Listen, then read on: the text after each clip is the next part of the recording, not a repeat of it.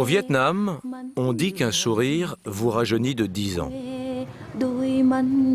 Dans ce pays marqué par tant de drames, tant de guerres, et aujourd'hui par des catastrophes naturelles de plus en plus fréquentes, si tout le monde paraît 10 ans de moins, c'est qu'ici, quoi qu'il arrive, le bonheur est de rigueur.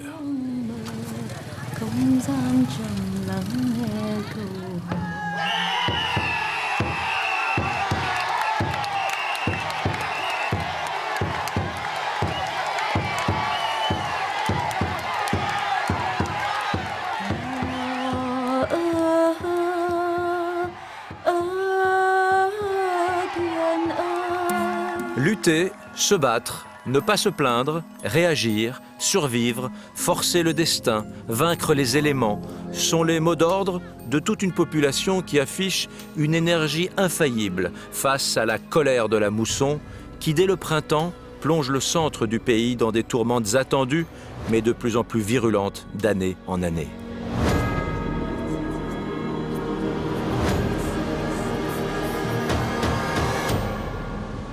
Originaire de la province de Quang Binh, une femme a décidé de lutter contre la fureur des éléments et leurs conséquences dramatiques. Elle se nomme Lien.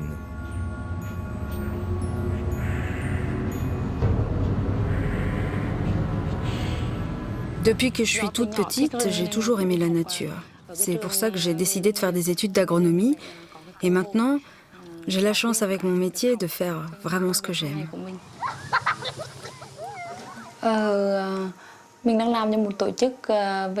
Je travaille pour une organisation gouvernementale engagée dans la sauvegarde de l'environnement et qui vise à protéger au mieux les ressources naturelles. Cette organisation est présente partout dans le monde et particulièrement ici, au Vietnam. Mon objectif dans le travail n'est pas seulement de protéger l'environnement, mais surtout de chercher à venir en aide aux personnes en difficulté, en essayant d'améliorer leurs conditions de vie.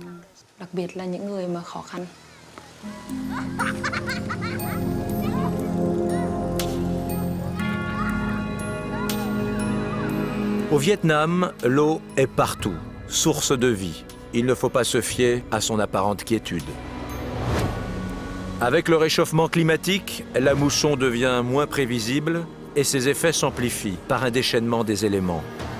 Les haut-parleurs des villages, la radio et surtout la télévision permettent aux habitants d'être informés. Le centre de diffusion de Dong Hoi rend compte régulièrement des effets de la mousson.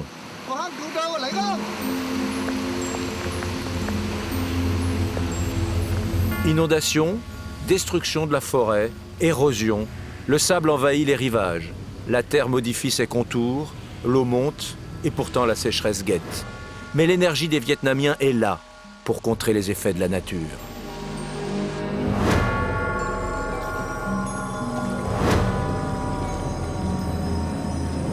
Ces images d'actualité sont pour Lien une précieuse source d'information, car après les catastrophes, son travail consiste à se rendre compte par elle-même, sur le terrain, des actions à entreprendre. Je dois avouer que ce qui est difficile dans mon travail quotidien, c'est de se sentir seul et démuni face aux difficultés. Heureusement, avec mes collègues, nous partageons les mêmes convictions. Ensemble, on cherche à diffuser l'idée qu'il faut vraiment tout faire pour protéger les ressources de la nature et qu'il faut trouver des solutions pour améliorer la condition de vie des gens.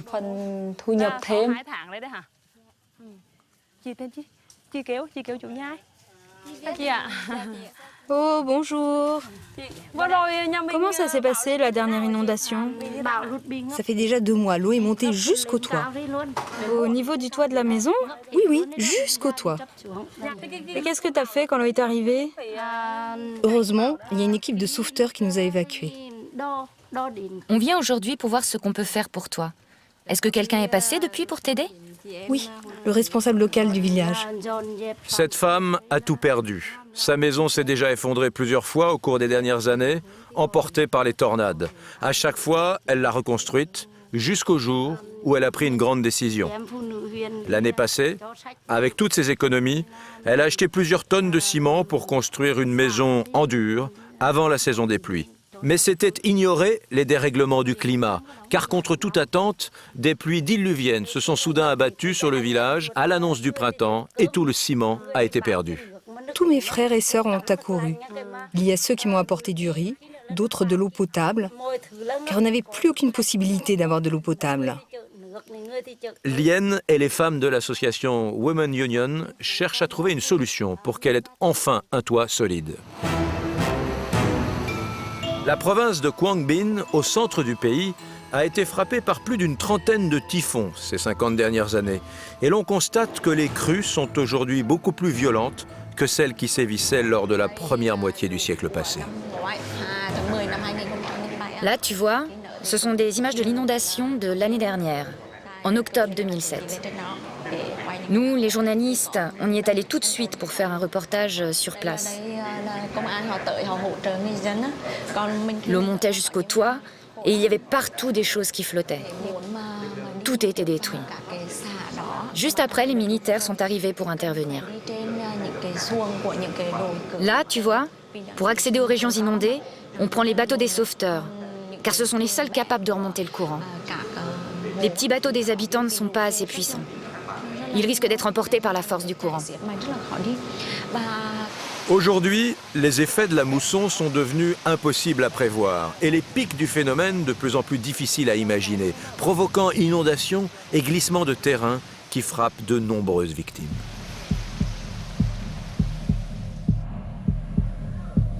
Si les effets de la mousson sont imprévisibles, le scénario, lui, est toujours le même. Tout commence au centre météo.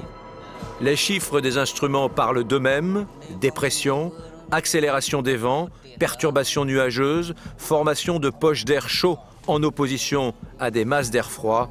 6 mois par an, le Vietnam est sous haute surveillance.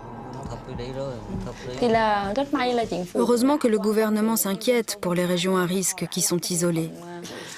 C'est pour ça qu'on a mis en place un système de communication par radio pour les régions éloignées qui ne captent pas la télévision. Juste avant les inondations, on prévient les habitants par radio en fonction du niveau de danger. Par exemple, si une catastrophe s'annonce, ils lancent des alertes toutes les heures et même toutes les demi-heures si c'est nécessaire. Pour se mobiliser contre les inondations, pensez à vous regrouper d'urgence et à organiser la protection des personnes et des biens. Ceci est un exercice d'alerte. En cas d'alerte, même avec des moyens qui peuvent sembler dérisoires, tout le monde se mobilise pour lutter contre une possible montée des eaux.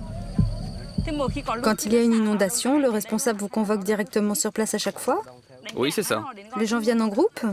Oui, en groupe ou individuellement. Tous les habitants viennent pour donner un petit coup de main.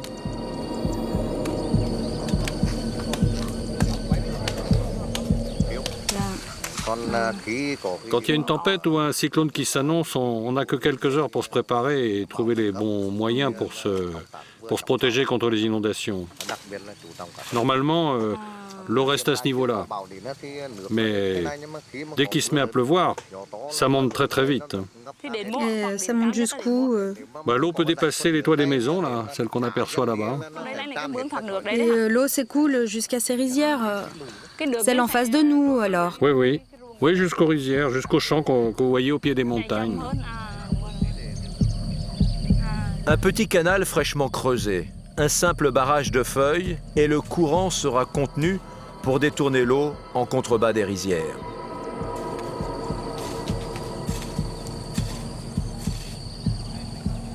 Lien connaît toutes les méthodes qu'utilisent les villageois pour se protéger. Elle est chaque fois aussi admirative de l'énergie qu'ils déploient pour faire face aux éléments.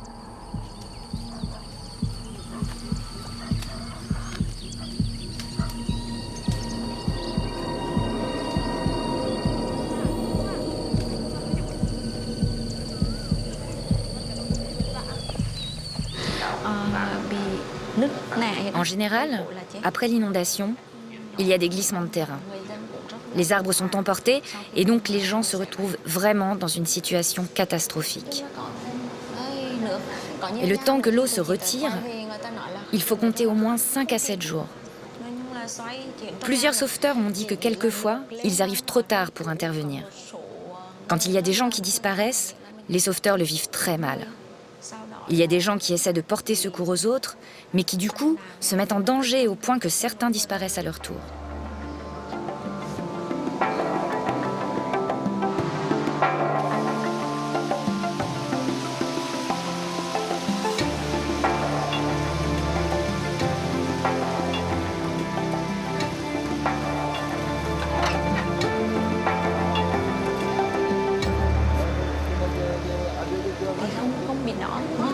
Juste après cette inondation, non seulement les gens de la région se sont mobilisés, mais aussi tous les gens du pays.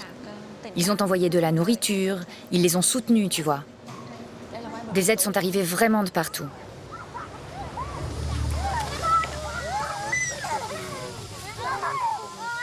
Témoin de cette solidarité si présente au Vietnam, Lien s'efforce de sensibiliser les populations éloignées au risque des inondations. Notamment les enfants des familles les plus pauvres, celles qui vivent sur des petits bateaux et qui sont les premières exposées au danger de la mousson.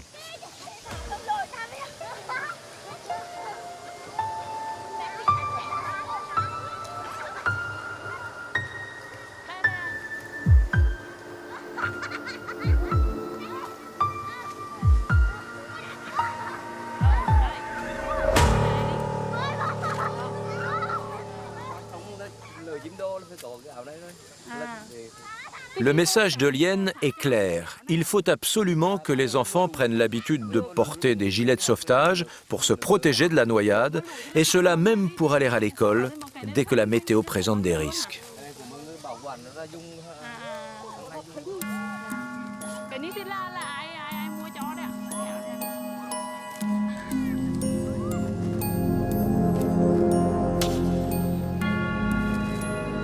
Quand elle participe à la distribution de gilets de sauvetage, elle ne peut pas s'empêcher de penser que, sous la bonne humeur générale, se cache une profonde détresse, celle du souvenir des parents de certains de ses enfants disparus lors de la dernière inondation.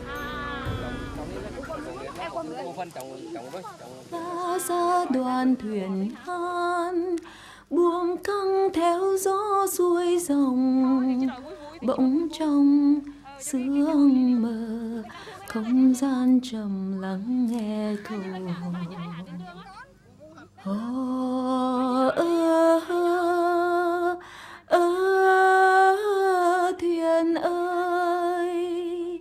thuyền ơi có nhớ bên chăng bên thì một dạ căng căng đợi thuyền. Người ta về đây chung vui, không phân chia lòng nói tiếng cười, cùng nắm tay ta cái tình thân ái, trao cho nhau những gì thắc. Ở vùng này. Dans la région de Quang Binh, il y a beaucoup d'animaux qui sont morts. Je suis allée sur place et je me suis rendu compte de ce que ça représentait, cette disparition du bétail pour les familles qui sont très pauvres. Durant la catastrophe, les gens ne se soucient plus de ce qu'ils possèdent. Mais après, ils se rendent compte de la perte économique que ça représente pour eux. C'est énorme. J'ai été vraiment très touchée et je suis très malheureuse pour eux. Même quand on a tout perdu, on garde le sourire. On n'a rien pu faire. J'ai tout perdu. La maison, les meubles, les récoltes, absolument tout. On n'arrive plus à s'adapter au climat, comme autrefois. C'est comme ça maintenant. C'est comme ça. Quand on a tout perdu, on garde le sourire, même lorsque les digues construites pour retenir l'eau des pluies et des cours d'eau ne résistent pas, avec des conséquences dramatiques sur les personnes, l'habitat, les récoltes et les infrastructures.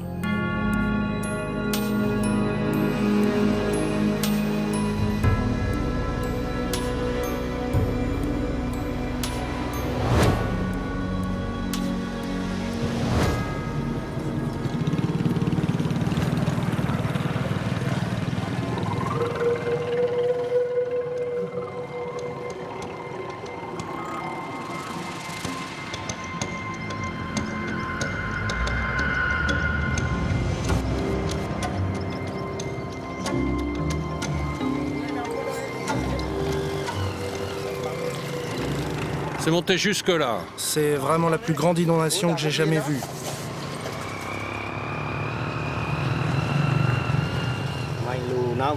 Mais tu sais, cette année, j'ai vraiment peur que ça soit encore pire que celle de l'année dernière.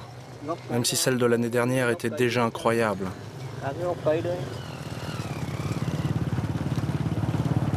Ça a tout recouvert, la route, les arbres, tout était sous l'eau. Il y avait des troncs d'arbres partout, c'est même monté jusqu'au ras des fils électriques, pratiquement au niveau du toit des maisons là-bas.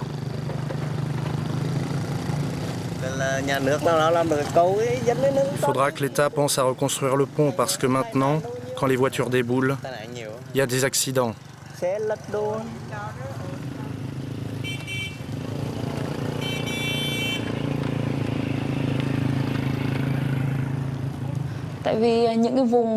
Comme il y a des personnes qui vivent dans des régions forestières très reculées, dans mon travail, les conditions d'accès sont parfois très difficiles. Par exemple, il y a des chemins inaccessibles en voiture. Parfois, ils sont même inaccessibles en mobilette. Ça peut demander 5 à 6 heures de marche pour y arriver. En plus, il faut grimper dans la montagne. C'est quelquefois très dur pour quelqu'un comme moi d'aller là-bas. Les conditions de vie ne sont vraiment pas confortables pour dormir.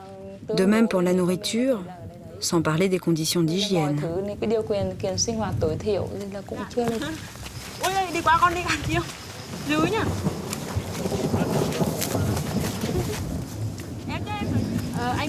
Et c'est quoi tout ce bois que vous transportez? Ça, c'est du bois qui gênait au pied du barrage, là-bas, à cause des inondations. Vous le prenez pour faire du feu? Oui, c'est ça. Uniquement pour faire du feu. Ah. Et si on le ramasse pas, qu'est-ce qui se passe? Si on ramasse pas, ça empêche l'eau de s'écouler dans le barrage. Ça bouche. Et vous allez à deux pour ramasser tout ce bois? Oui, on fait ça tous les jours. À tous les jours? Oui, enfin, seulement à cette période où il y a les grandes pluies. Et puis, comme l'année dernière, on fait ça tous les ans. C'était pareil l'année dernière? Ouais, c'est toujours comme ça. Un barrage de plus a été détruit par la tempête. Lien se réjouit de constater que les mentalités évoluent, puisque les paysans ont choisi de récupérer le bois mort qui bouchait le barrage, plutôt que d'aller couper les arbres de la forêt.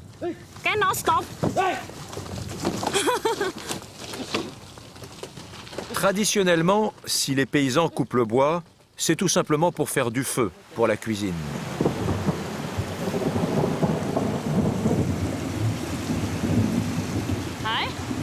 Avec les responsables locaux qu'elle rencontre régulièrement sur le terrain, Lien cherche à évaluer l'impact humain qui peut amplifier les effets de la mousson. Plus on déboise, plus l'eau s'écoule vite et plus les arbres restants sont fragilisés.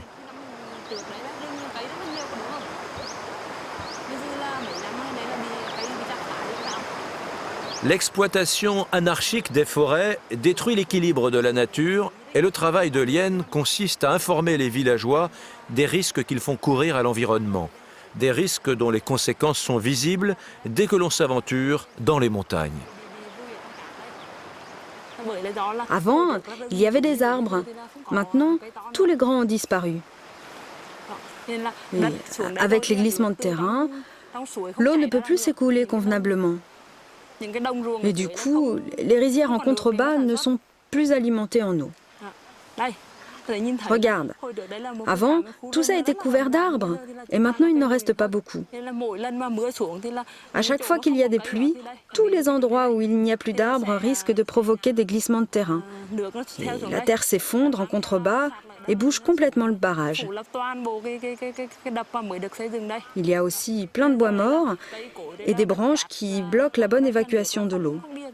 C'est donc bien si les habitants se débarrassent de ces bois et évacuent toute la terre pour que l'eau puisse couler normalement.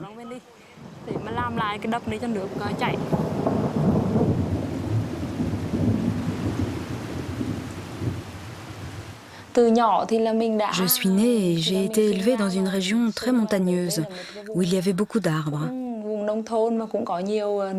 Quand j'étais enfant, j'ai passé mon temps à cavaler et à jouer dans la forêt près de chez moi. Et c'est aussi pourquoi j'aime tant mon métier. Si Lien est si sensible aux problèmes occasionnés par la mousson, c'est que ses parents sont eux aussi régulièrement confrontés aux phénomènes climatiques. Quand elle se rend dans sa famille, on évoque toujours la dernière inondation. La plus grande inondation qu'il y a eu ces 10 dernières années, j'en suis sûre, c'est vraiment celle de l'année dernière. Ce jour-là, il avait plu toute la journée. Et c'est tard, en fin d'après-midi, vers 7 heures du soir, que ça a vraiment commencé. On a fini de dîner, et au moment où on était prêt à aller se coucher, là, tout est allé tellement vite. D'un coup, l'eau a commencé à monter à une vitesse incroyable.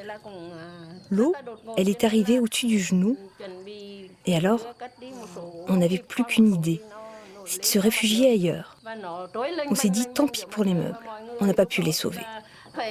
Il y avait plein d'objets qui flottaient tout autour de nous.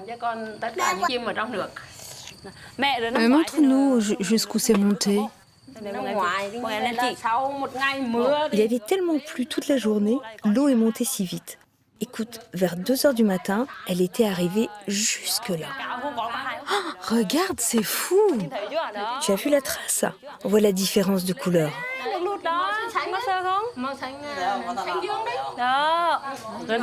Et alors, où tu as mis les affaires? Elles étaient où? Viens, suis-moi, je vais te montrer.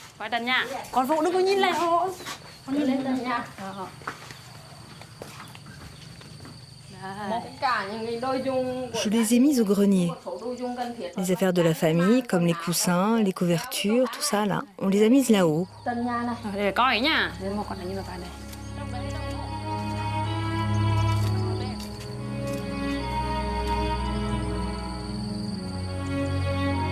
Dans son village natal, tout le monde connaît l'engagement de Lien et les voisins n'hésitent pas à venir la solliciter quand il s'agit de plantation. Oh, Lien, qu'est-ce que tu fais? Tu plantes quelque chose? Oui, ce sont des wintry. Les arbres contre le vent. Oui, ça résiste bien. Vous en avez chez vous? Non, pas encore, mais tu pourrais nous en passer quelques-uns? Oh, pas de problème, il n'y a qu'à se servir. Prenez-en plusieurs, on va aller les planter.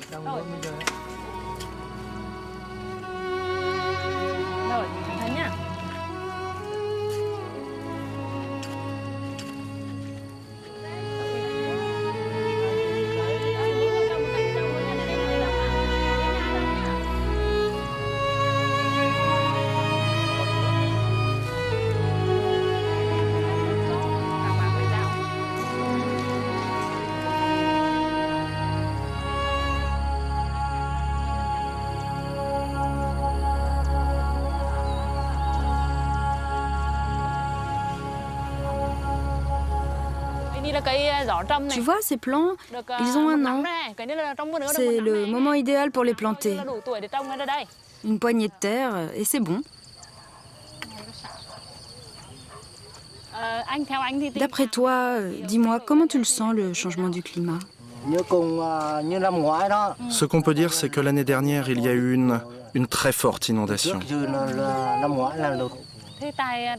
Et ce changement climatique, tu crois que ça va continuer à se détériorer?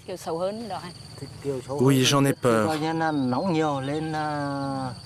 Déjà, on se rend compte que la température commence à monter. Il fait de plus en plus chaud, le climat n'est pas rassurant. Et en plus, on a tellement coupé d'arbres. Il faut absolument replanter pour compenser les mauvais effets du climat. Faut vraiment replanter. Et planter les arbres, c'est seulement pour lutter contre les inondations ou est-ce que tu penses qu'il y a d'autres effets positifs? Moi, je ne sais pas, mais quand je plante un arbre dans la terre, moi, ça me rassure. La déforestation, associée à l'élévation du niveau de la mer, engendre un déséquilibre climatique qui sévit violemment ici, dans la région de Quang Binh. Sur le littoral, envahi par les dunes de sable, la désertification guette. Heureusement, de jeunes entrepreneurs comme M. Vodainia prennent les choses en main. Le climat a beaucoup changé ici. Lorsque je suis arrivé, Il faisait très très chaud. Le sol, les forêts, le peu d'arbres qui poussaient tout autour, tout était mais complètement desséché. Le sable envahissait tout. C'était comme un désert ici.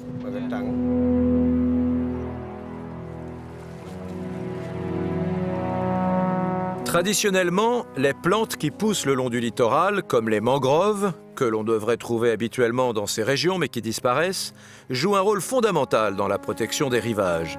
Elles empêchent l'érosion, elles fixent les dunes, freinent les inondations, ralentissent les effets des cyclones, des raz-de-marée et réduisent ainsi le réchauffement du climat.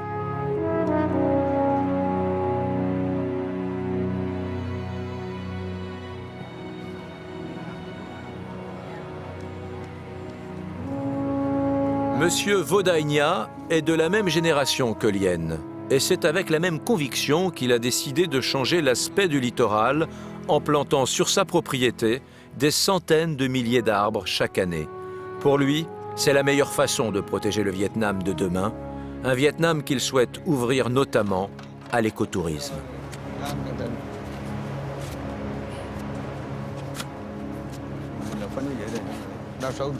La pénurie de combustible est telle dans la région côtière que la plupart des plantes ont été coupées, laissant place à des dunes de sable.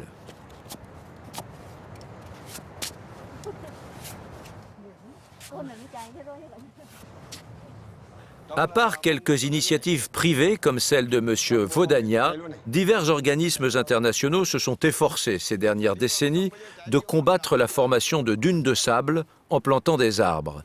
Mais les essais ont souvent été infructueux, les jeunes plants ayant été détruits pour en faire du bois de feu.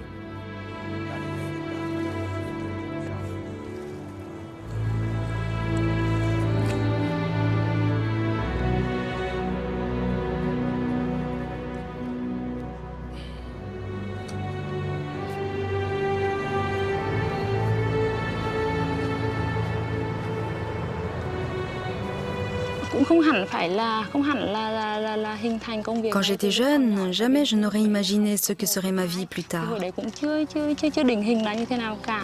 Quand je suis arrivée au lycée, j'ai pris conscience avec les informations à la télévision, avec les journaux, de tous les problèmes liés à la déforestation.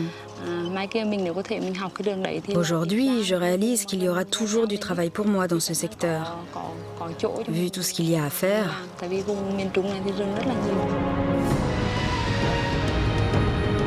Un travail qui consiste à faire comprendre aux villageois que les arbres jouent un rôle vital comme barrière contre l'eau, les vents et le sable.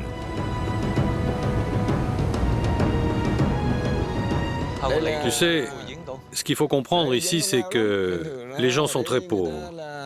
Si on ne prend pas soin des clôtures, c'est certain qu'ils viendront voler du bois pour faire du feu. C'est indispensable de mettre des barrières si on veut planter des arbres. De toute façon, c'est le seul moyen d'arrêter la dune. Et puis avec le sable qui s'entasse au pied des clôtures, ça finit par faire un obstacle efficace contre le vent. Regarde, la plage était nettement plus basse avant. Tu vois là, avant cet arbre, il montait à 2,50 m et maintenant, il n'est pas plus haut que ça.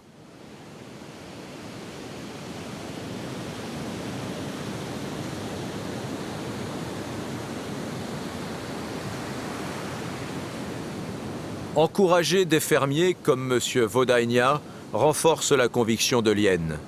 Pour elle, il n'y a pas de fatalité et l'on peut espérer un monde meilleur. Je suis issue d'une famille pauvre, mais j'ai eu beaucoup plus de chance que d'autres de pouvoir aller à l'école. Et maintenant, c'est à mon tour de pouvoir rendre ce qu'on m'a donné en aidant les gens en difficulté et en protégeant leur environnement.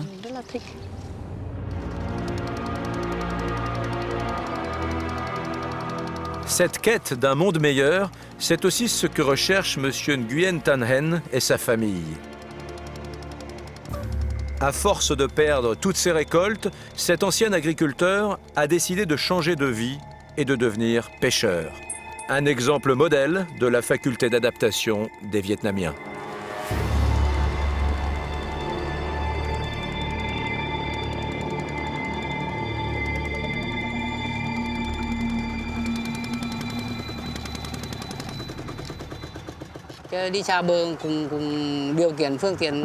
On ne peut pas partir pêcher loin parce que malheureusement on n'a qu'un petit bateau.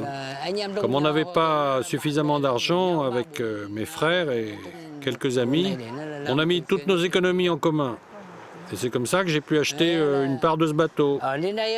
On est donc 5 familles à le partager pour pouvoir travailler. Mais dans cette région, traditionnellement, il y a 2 saisons dans l'année.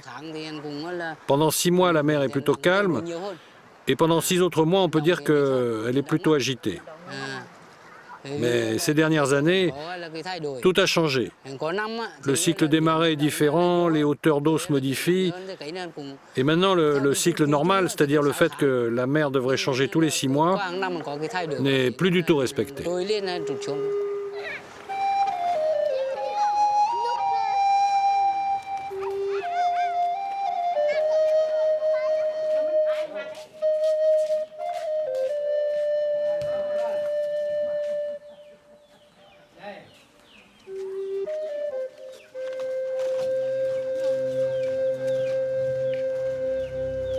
Face aux deltas soumis aux inondations périodiques, aux zones littorales envahies par le sable, le concept de village écologique a vu le jour dans le but de chercher à restaurer un équilibre écologique plus favorable.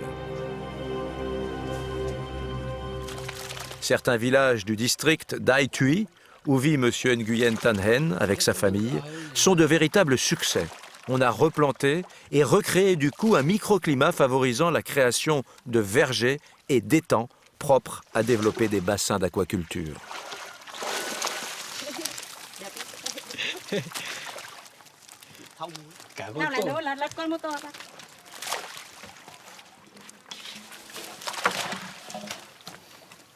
Avec la réalisation d'un petit élevage de poissons à proximité de chez lui, M. Nguyen Thanh Hen s'est donné une ressource complémentaire non négligeable qui s'inscrit directement dans le programme de réhabilitation du littoral.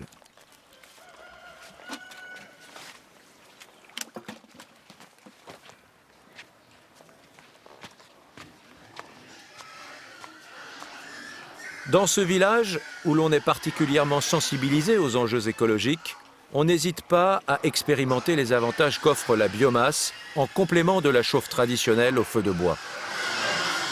Grâce à la présence d'un élevage de porcs à proximité de la cuisine, Madame Nguyen Thanh Hen bénéficie d'une certaine manière d'un confort presque moderne.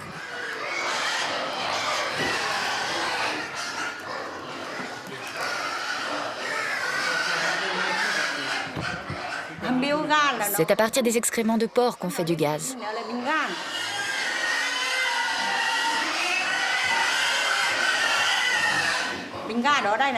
Oui, c'est comme ça que ce réservoir se remplit de gaz. Ça nous permet de cuisiner directement sur le réchaud. C'est très pratique.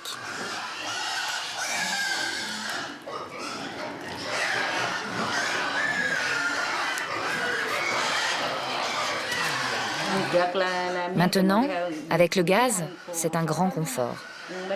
Autrefois, on ne cuisinait qu'avec le bois, et c'était très pénible. Tandis que maintenant, fini les corvées de bois. Surtout que c'est moi qui y allais.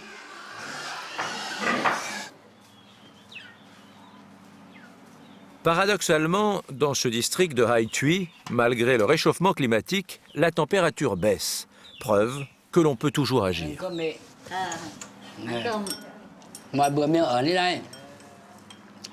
Autrefois, chez nous, il n'y avait que des grandes dunes de sable. Il faisait très très chaud. Et aujourd'hui, même si on a des tempêtes et du vent, avec les arbres, le temps est quand même bien meilleur. On peut se mettre à l'ombre maintenant, grâce au feuillage. Aujourd'hui, la nature n'a plus rien à voir avec ce qu'elle était. Si tu veux vivre encore quelques années avec nous, il faut que tu manges. Il faisait si chaud dans ce temps-là. Raconte, comment tu faisais pour marcher sur le sable à cette époque? On pouvait à peine mettre le pied sur le sol. Tu te rends compte? À peine poser un pied sur le sable, tellement c'était brûlant. Mais il fallait quand même bien que je puisse marcher sur ce sable. Alors, j'étais obligée de porter des sandales, oui, porter des sandales. J'étais la seule. Et ben alors, tous les voisins se moquaient de moi.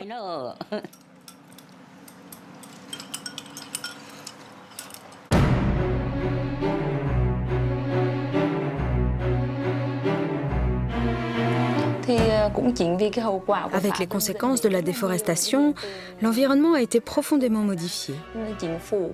Face à ces bouleversements, le gouvernement vietnamien a pris plusieurs initiatives avec un certain nombre d'organisations pour encourager les gens à protéger la forêt. De plus, des programmes de reboisement ont été lancés pour que les habitants des campagnes aient une chance de retrouver un jour la forêt traditionnelle vietnamienne.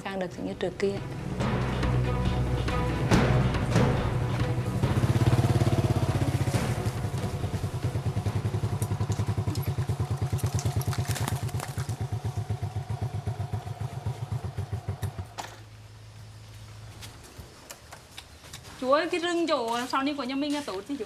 Rất tốt, rừng sau này rất tốt. Les directives de reboisement ne datent pas d'hier. Déjà, l'oncle Ho, Ho Chi Minh, le vainqueur de Dien Bien Phu et de la guerre contre les Américains, après la chute de Saigon en 1975, avait lancé une vaste campagne de reboisement pour pallier les effets désastreux des bombardements intensifs. Mais si le gouvernement a créé des emplois de gardes forestiers, il n'a pu empêcher une exploitation commerciale des forêts. Aujourd'hui, un vaste programme est mis en œuvre pour limiter l'exploitation intensive et organiser le commerce du bois. Monsieur Nguyen Hin Tan, lui, a modestement suivi les conseils de l'oncle Ho en plantant sa petite forêt.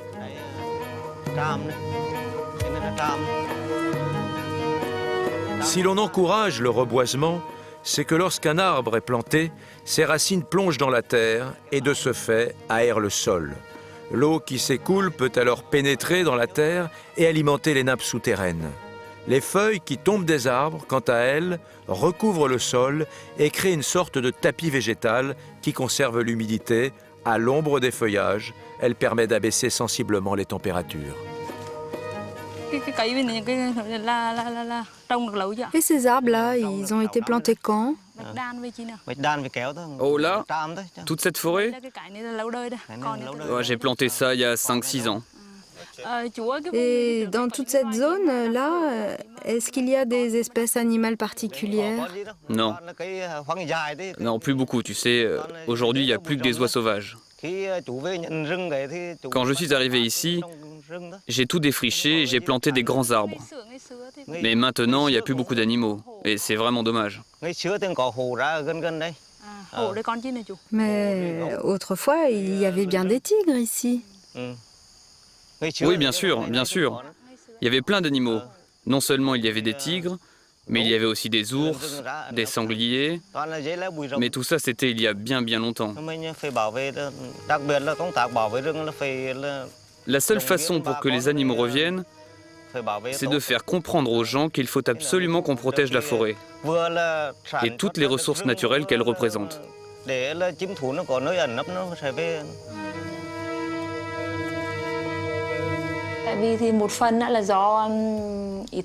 D'un côté, la mentalité des gens n'a pas encore suffisamment évolué, car ils continuent toujours à couper les arbres et à chasser les animaux dans le seul but de servir leurs intérêts personnels. D'un autre côté, les animaux vivent grâce à la forêt, mais les hommes exploitent leur territoire et maintenant, à chaque fois que les animaux sentent la présence des hommes, ils disparaissent.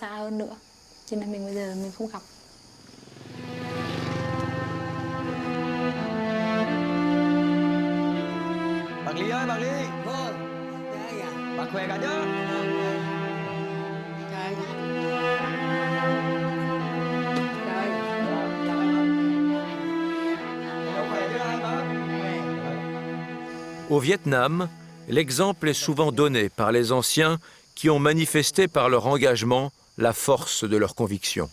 Comme M. Ly, aujourd'hui retraité, qui reçoit régulièrement beaucoup de visites de ses admirateurs, car il est un véritable héros national. M. Ly est connu dans tout le pays. On l'a surnommé l'homme qui va sauver la forêt.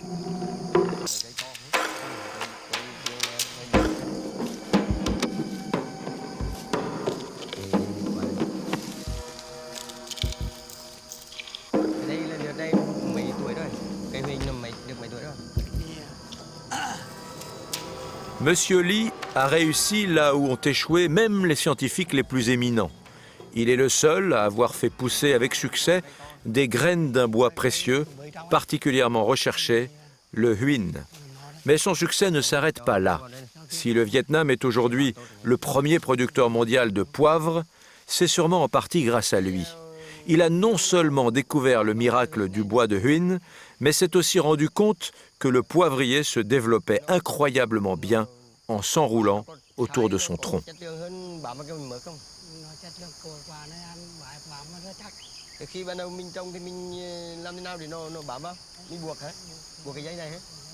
En 15 ans, il a fait une véritable fortune et il est aujourd'hui cité en exemple. Il a livré ses secrets, car nombreux sont ceux qui, dans la région, se sont mis à cultiver à leur tour huyn et poivrier.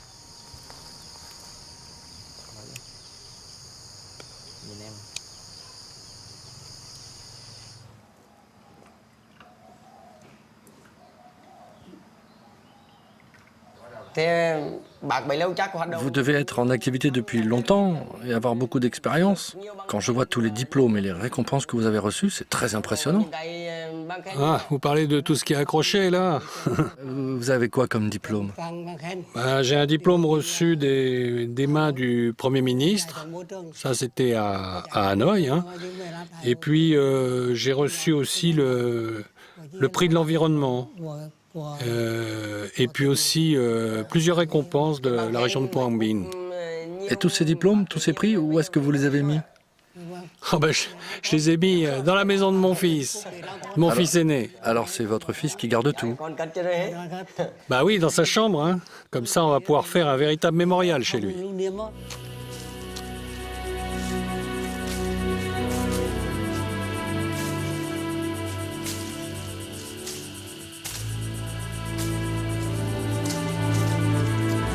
Aujourd'hui, les fils de Monsieur Ly ont pris la relève. Ils exploitent les forêts plantées par leur père et vendent des semis. Des scientifiques ont tenté pendant des années, et par tous les moyens, de faire pousser des graines d'arbres huyn en laboratoire. Mais ils n'y sont jamais parvenus. Monsieur Ly, lui, a eu la patience de faire confiance à la nature et à son intuition. C'était un jour, tu étais encore tout petit quand notre père est venu ici. Il n'y avait rien du tout là, sur cette colline. Mais c'est là qu'il a commencé à planter. Et regarde ce que ça donne aujourd'hui.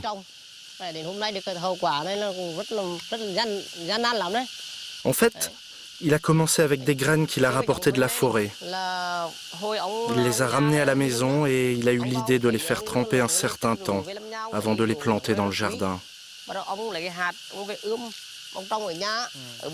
Il a réussi comme ça à les faire se multiplier. Et voilà comment il a créé une première forêt. Et puis il a vendu les plants à plein de gens dans tout le pays. C'est notre patrimoine. Il faut vraiment qu'on en prenne soin.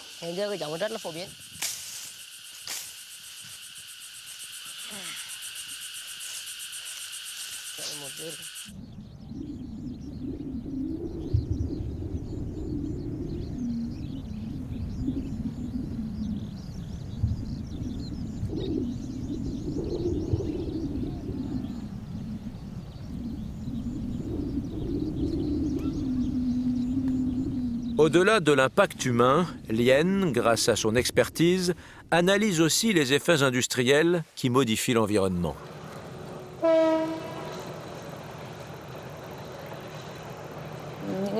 Il y a de plus en plus d'activités industrielles, de voitures, de moyens de transport qui polluent et qui ont des effets directs sur le climat général. Il serait temps qu'il y ait une meilleure collaboration entre ceux qui dictent les lois, les gouvernements et les populations. C'est la seule solution pour améliorer la situation.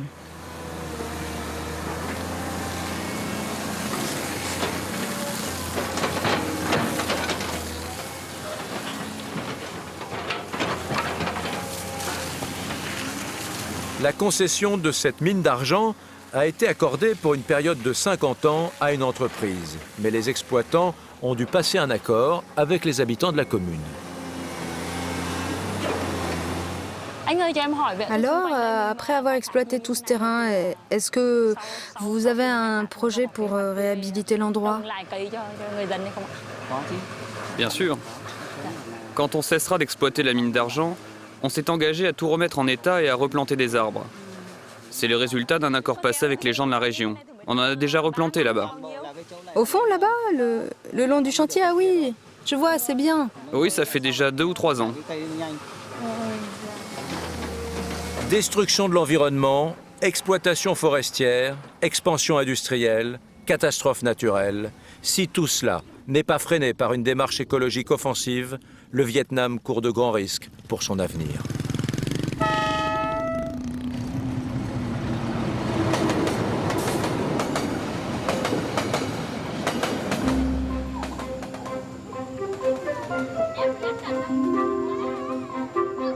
Face au réchauffement climatique qui amplifie chaque année les effets de la mousson, il faut donc réagir. Si les moyens nécessaires pour lutter contre le déchaînement des éléments sont considérables, la prévention auprès des populations à risque reste, elle, plus facile à mettre en œuvre. Pour marquer les esprits de la jeune génération, les responsables locaux n'hésitent pas à communiquer avec des images frappantes.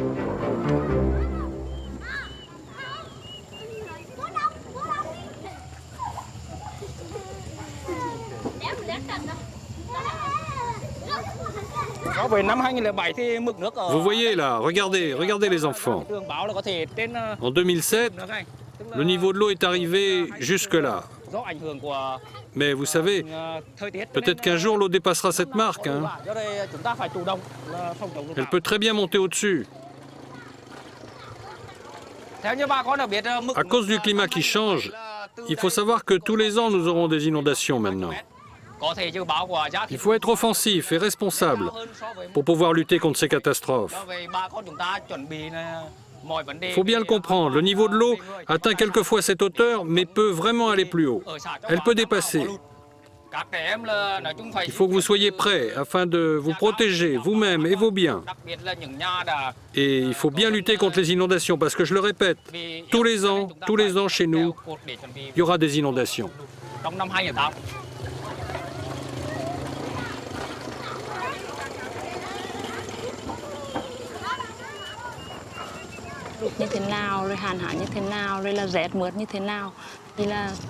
J'ai vu tellement d'enfants se noyer dans les inondations, tant d'enfants mourir dans des catastrophes,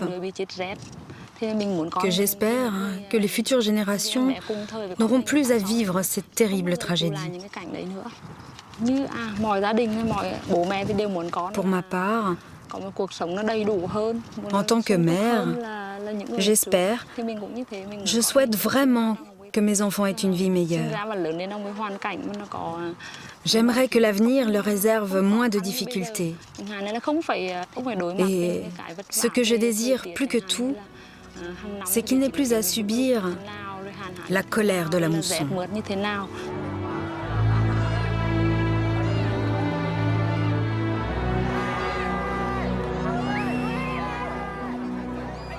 S'il est un mot qui rassemble toute une nation, c'est bien Laquam, qui signifie optimisme en vietnamien.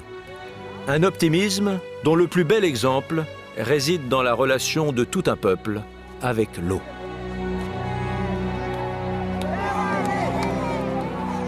L'eau sera toujours alliée et non ennemie. Pour preuve, les nombreuses fêtes révélatrices de la vénération que tous les Vietnamiens lui vouent, malgré les souffrances qu'elle leur inflige.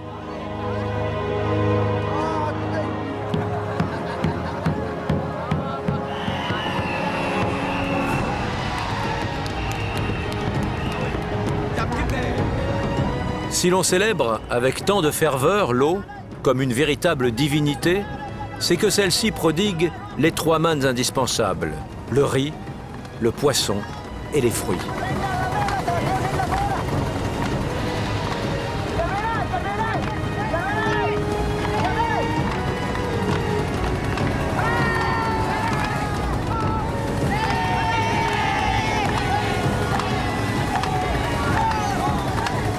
S'affronter dans une compétition fratricide, témoigne alors de l'énergie que tout un peuple est capable de rassembler pour exorciser les menaces de l'eau et jouir de ses bienfaits.